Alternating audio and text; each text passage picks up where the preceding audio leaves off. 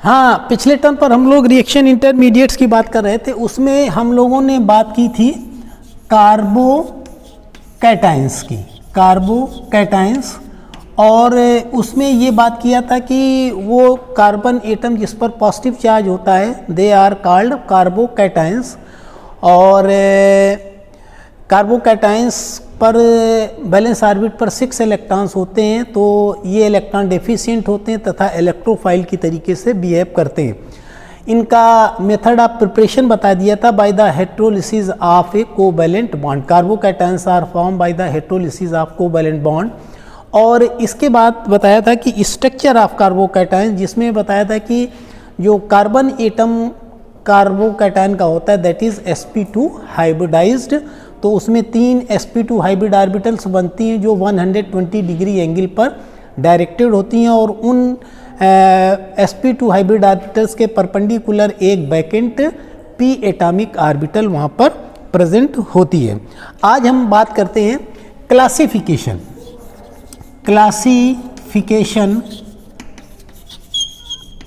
Of carbocations. तो carbocations are classified into methyl, primary, secondary and tertiary carbocations on the basis of the positive charge present on the carbon atoms and that the nature of that carbon atom is primary, secondary और tertiary। तो तुमको क्या बताया था कि carbon atoms जो होते हैं वो प्राइमरी होते हैं, सेकेंडरी होते हैं और टर्सरी होते हैं। किस तरीके से होते हैं?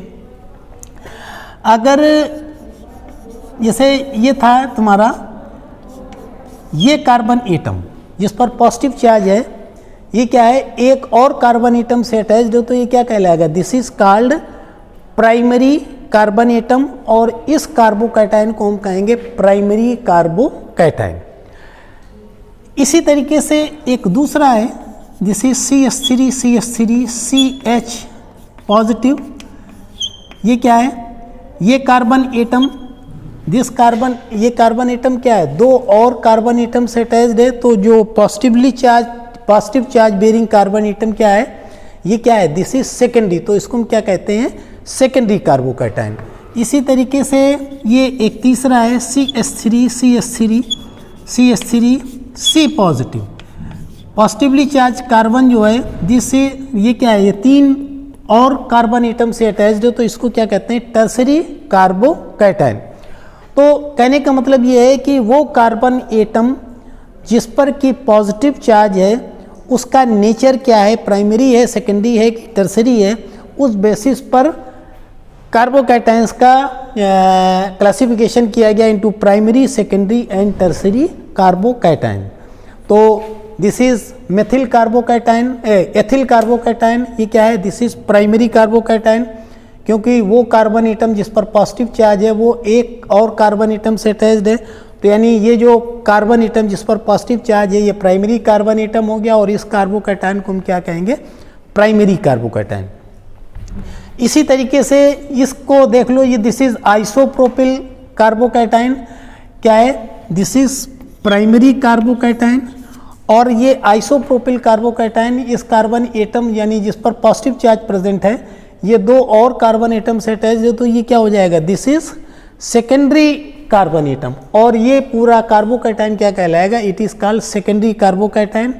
इसी तरीके से वो कार्बन एटम जिस पर पॉजिटिव चार्ज प्रेजेंट है ये क्या है? This is tertiary carbon. क्योंकि टर्सरी कार्बन इस वजह से क्योंकि ये 3 और कार्बन एटम से अटैच्ड है, तो इस कार्बोकैटायन को हम कहेंगे टर्सरी कार्बोकैटायन। तो एक चौथा हो जाएगा तुम्हारा CH3 यानी मेथिल कार्बोकैटायंस। तो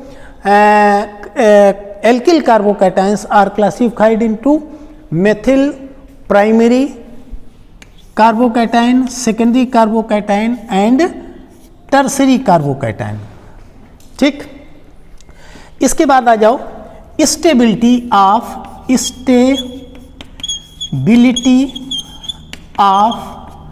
कार्बोकैटायंस। कार्बोकैटायंस की स्टेबिलिटी क्या है कि सबसे ज़्यादा स्टेबल होता है tertiary carbocations. This is tertiary carbocation, या इसको CSR की जगह हम यहाँ पर लिख लेते हैं CS3। This is tertiary carbocation. Then क्या है secondary carbocation CH3 CH positive, this is secondary carbocation. Then primary carbocation CH3 CH2 positive, this is primary carbocation.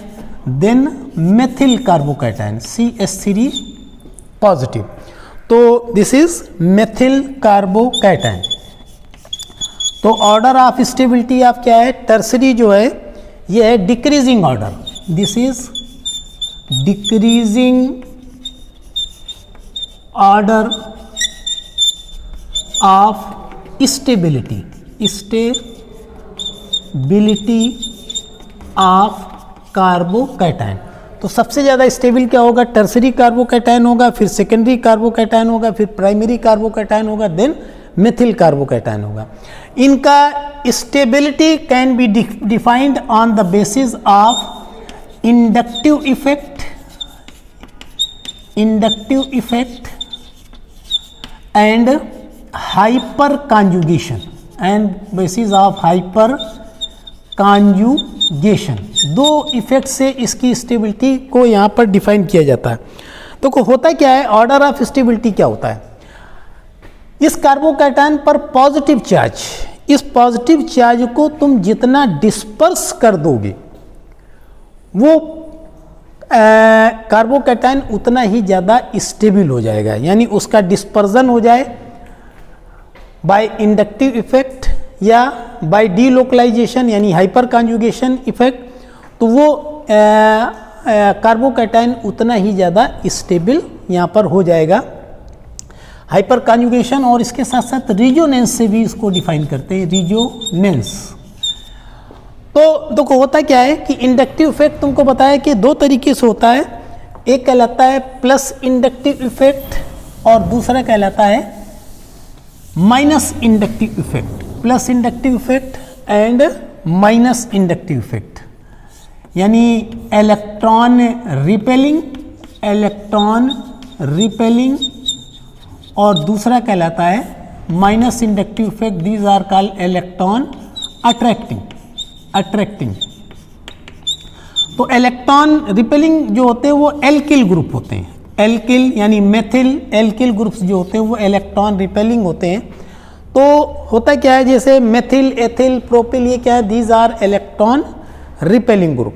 तो होता क्या है कि ये टर्सरी कार्बोकैटायन है, यहाँ पर क्या है, यहाँ पर 3 तुम्हारे एल्किल ग्रुप प्रेजेंट हैं, ये क्या करेंगे, ये इलेक्ट्रॉन रिपेल करेंगे इधर से। तो यहाँ पर प्लस इंडक्टिव इफेक्ट ऑपरेट कर रहा है 3 जगह से, और जब यहाँ पर प्लस इंडक्टिव इफेक्ट यहाँ पर ऑपरेट कर रहा है तो ये क्या करेगा, ये इस कार्बन एटम के पॉजिटिव चार्ज को क्या करेगा, डिक्रीज करेगा, क्योंकि ये इलेक्ट्रॉन को इधर को रिपेल करेगा तो ये पॉजिटिव चार्ज क्या हो जाएगा, डिक्रीज कर जाएगा। और तुमको क्या बताया कि जितना ज़्यादा पॉजिटिव चार्ज डिक्रीज करेगा, ठीक है, तो उतना ही कार्बोकैटायन क्या हो जाएगा, स्टेबल हो जाएगा, यानी पॉजिटिव चार्ज जितना कम होता चला जाएगा।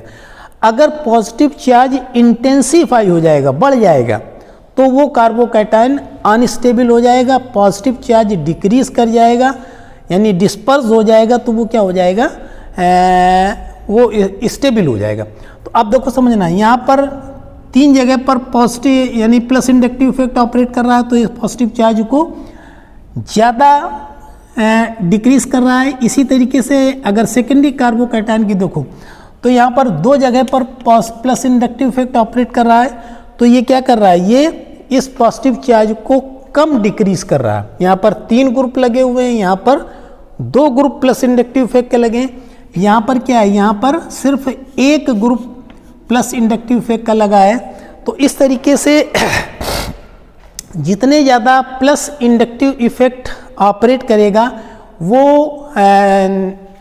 कार्बोकैटायन उतना ही ज़्यादा स्टेबल यहाँ पर हो जाएगा।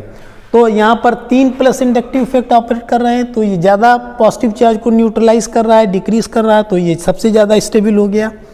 यहाँ पर 2 इंडक्टिव इफेक्ट ऑपरेट कर रहे हैं, इसके कंपैरेटिवली ये इस पॉजिटिव चार्ज को कम न्यूट्रलाइज कर रहा है, कम डिक्रीज कर रहा है, तो ये इसके कंपैरेटिवली कम स्टेबल हो गया।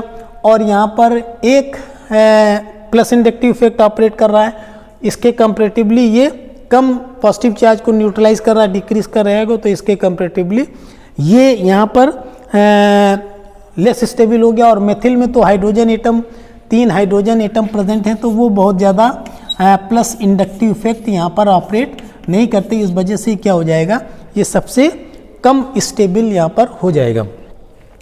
अब दूसरी चीज़ आ जाओ, हम ले लें methyl carbocation, this is HHC positive, और यहाँ पर माइनस इंडक्टिव इफेक्ट ऑपरेट करते हैं NO2 और CH2 NO2 पॉजिटिव चार्ज। तो ये क्या कर रहा है, ये इलेक्ट्रॉन अट्रैक्टिंग ग्रुप है, ये क्या करेगा, इलेक्ट्रॉन को अपनी ओर अटैक करेगा due to minus inductive effect. ठीक, तो ये क्या करेगा, जब ये इलेक्ट्रॉन को अपनी ओर खींचेगा तो इस कार्बन पर क्या हो जाएगा, पॉजिटिव चार्ज जो हो जाएगा वो बढ़ जाएगा, इंटेंसिफाई हो जाएगा। ठीक, यहाँ पर ऐसा कोई ग्रुप नहीं है, तो क्या हो रहा है, यहाँ पर पॉजिटिव चार्ज बढ़ रहा है, जिसकी वजह से क्या हो जाएगी, इस कार्बोकैटायन की स्टेबिलिटी कम हो जाएगी। क्या बताया कि जितना ज़्यादा पॉजिटिव चार्ज कम होता चला जाएगा या डिस्पर्स होता चला जाएगा, वो कार्बोकैटायन उतना ही ज़्यादा स्टेबल हो जाएगा। तो due to minus inductive effect इस कार्बन पर पॉजिटिव चार्ज बढ़ रहा है, तो इन दोनों का अगर हम कंपैरिजन करें तो ये जो कार्बोकैटायन होगा it will be less stable, और इसमें ऐसा कोई इलेक्ट्रॉन अट्रैक्टिंग ग्रुप नहीं प्रेजेंट है, जिसकी वजह से यहाँ पर पॉजिटिव चार्ज कम हो जाए, मतलब इसके कंपैरेटिवली कम होगा, क्योंकि यहाँ पर नाइट्रो ग्रुप इलेक्ट्रॉन को अपनी ओर अटैक कर रहा है, ये पॉजिटिव चार्ज को बढ़ा रहा है, तो जिसकी वजह से ये ग्रुप क्या हो जाएगा, more stable. Methyl carbocation will be more stable than nitromethyl carbocation. तो इस तरीके से इंडक्टिव इफेक्ट से इसको डिफाइन करते हैं कि किस तरीके से पॉजिटिव और निगेटिव इंडक्टिव इफेक्ट कार्बोकैटायन की स्टेबिलिटी को डिक्रीज करते हैं या इंक्रीज करते हैं। कहने का मतलब ये है, अगर कार्बोकैटायन पर जितना ज़्यादा पॉजिटिव इंडक्टिव इफेक्ट होगा उसकी स्टेबिलिटी उतनी बढ़ेगी, और जितना माइनस इंडक्टिव इफेक्ट होगा उसकी स्टेबिलिटी उतनी ही कम होती चली जाएगी।